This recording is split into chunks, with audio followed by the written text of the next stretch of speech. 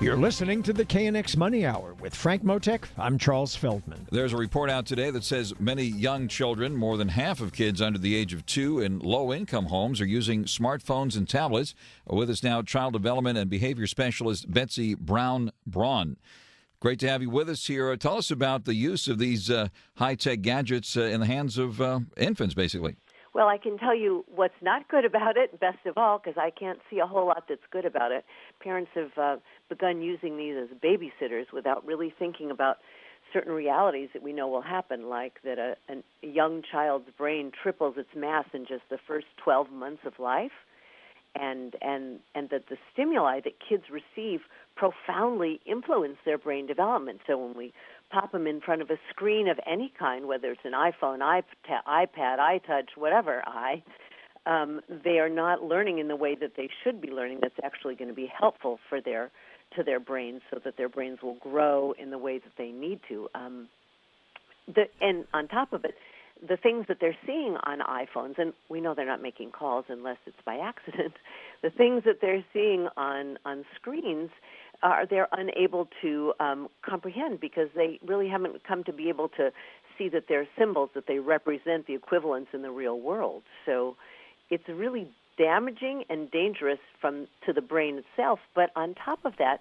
it is especially so with a child's language development, because children at this very young age, most of their learning is done by interacting with the world, and evidence shows that kids who are watching screens before the age of 2, there's a lasting negative effect on their language development, on their reading skills, on their short-term memory, and there is even some evidence that shows it can contribute to the problems with sleep and with attention.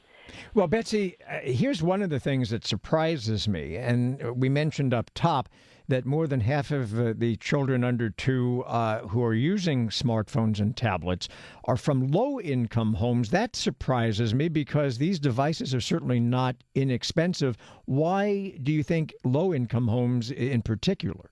Well, I'm not sure about that fact, and I haven't read it, but I do know that when in the low-income homes who actually have the devices, the usage is greater than in not low-income homes who have the devices. The reality seems to be that the low-income families there are less of those families who have devices.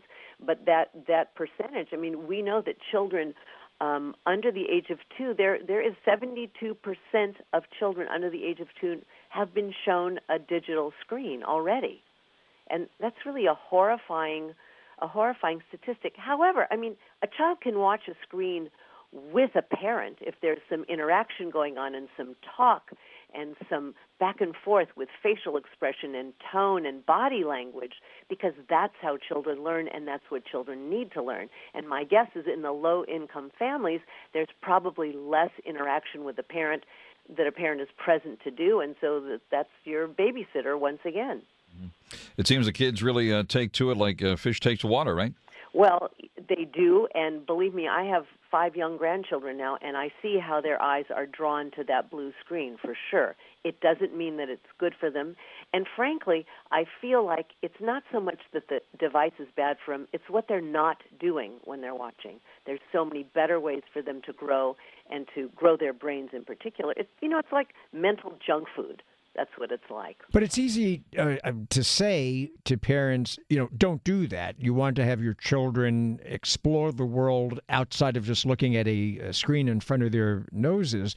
But we all know that the parents themselves are so engaged in these devices that it's really kind of difficult to get them to wean their own kids off of them. Absolutely, and it's not a very good model, is it? In addition, the parents are doing, and we know that kids like to do what they see their parents doing. So I agree with you. It's not a good thing. It's hard enough to get people to turn off their phones when they sit down at a dinner table. This is a hard problem. It's a difficult question, because digital stuff is here to stay. And I think we have to find a balance after the age of 2 years old.